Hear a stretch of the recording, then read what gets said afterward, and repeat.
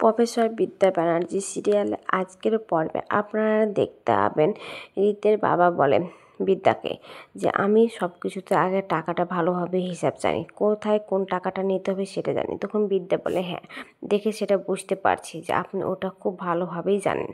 আমি 24 ঘন্টা টাইম দিয়ে গেলাম তোমাকে, ও যেন 24 ঘন্টার মধ্যে 1,24,000 টাকা যেন ও নিয়ে আসতে পারে, তাহলে কারণ ওর এই কলেজে পড়াশোনা হবে। তখন বলে তাই নাকি?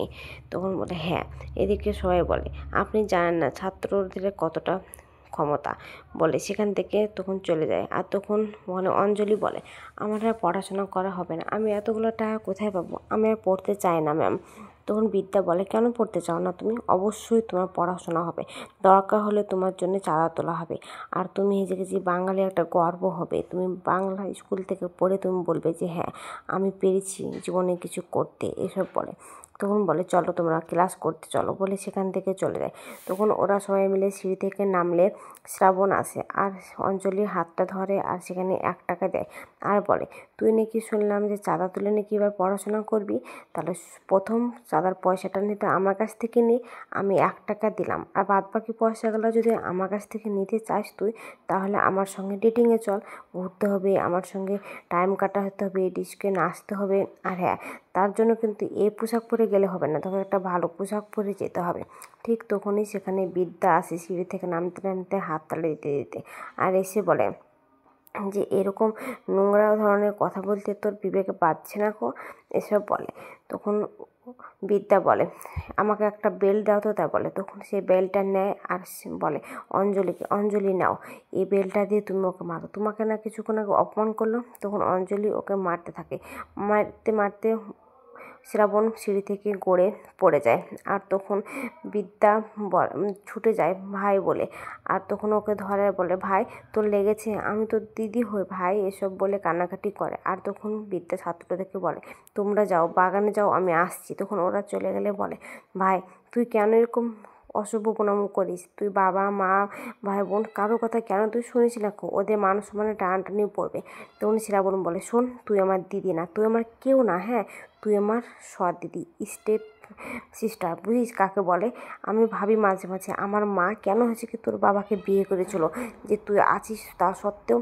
তখন বিদ্যা বলে শ্রাবণ শোন তুই আমার ভাই হোস। তখন শ্রাবণ বিদ্যাকে 1 ধাক্কা মেরে সেখান থেকে চলে যায়, আর বিদ্যা ওখানে দাঁড়িয়ে দাঁড়িয়ে কাঁদতে থাকে। এদিকে ওর কাকিমণি বিদ্যাকে ফোন করলে বিদ্যা ফোনটা ধরে, আর তখন ওর কাকিমণি বলে তোমার সঙ্গে একটু কথা ছিল। তো বলো কী কথা? তো আজকে তো আমরা ছেলে বাড়িতে যাব ওকে আশীর্বাদ করতে, তাই তোমাকে আমাদের সঙ্গে যেতে বলছি। তখন বিদ্যা কান্না করে, আর তখন বলে কী হয়েছে বিদ্যা? তো শ্রাবণের নাম নিতেই বলে শ্রাবণ আবার আজকে কলেজে অশান্তি করেছে। তো হ্যাঁ, তো ঠিক আছে বলে ফোনটা কেটে দেয় বিদ্যা, যে ভালো লাগছে না বলে। তখন এদিকে শ্রাবণের মা জিজ্ঞেস করে কি বললো, বিদ্যা নিশ্চয় যাবো না বললো।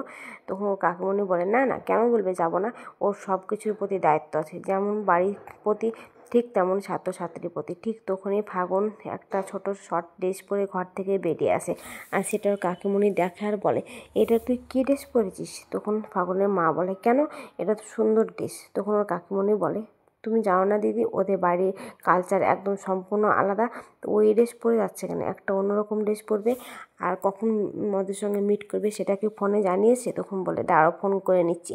এদিকে রীত ফোন করে বিদ্যাকে, আর এদিকে ফাগুন ফোন করে রীতকে।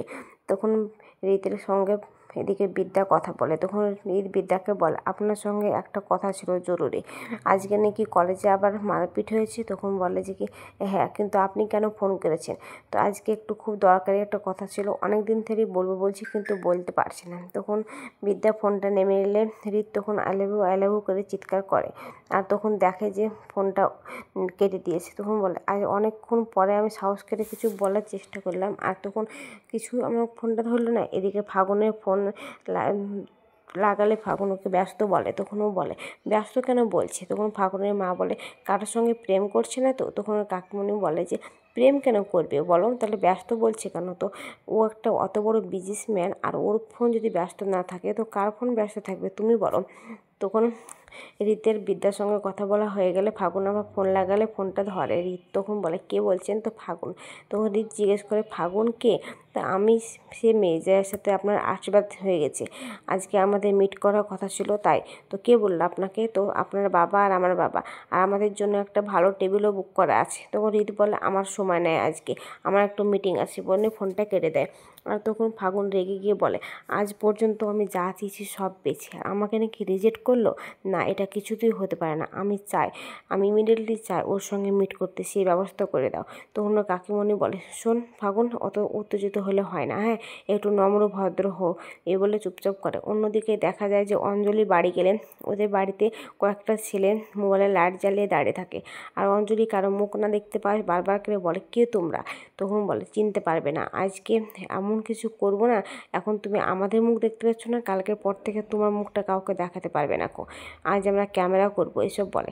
তখন ওখান থেকে ছুটে ঘরের দিকে এসে বিদ্যার মোবাইলে ফোনটা লাগায়, আর তখন ওখান থেকে ছেলেটা ফোনটা কেড়ে ফেলে দেয়। আর বিদ্যা ফোনটা ধরে বারবার করে অঞ্জলি অঞ্জলি করে চিৎকার করলে অঞ্জলি কোনো কথা না দেওয়ায় কিন্তু ওর কথাগুলো শুনতে পায় যে ছেলেরা ওকে উত্তেজিত করছে।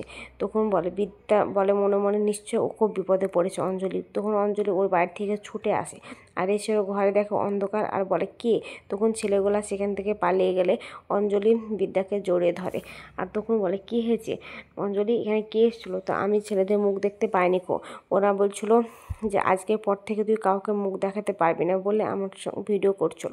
আগাম পর্বে দেখতে পাবেন যে ওরা সবাই এক টেবিলে বসে খাচ্ছে শ্রাবণটা। আর তখন বিদ্যা সেখানে যায়, আর বিদ্যার বাবা বলে এত রাত্রে তুমি এখানে?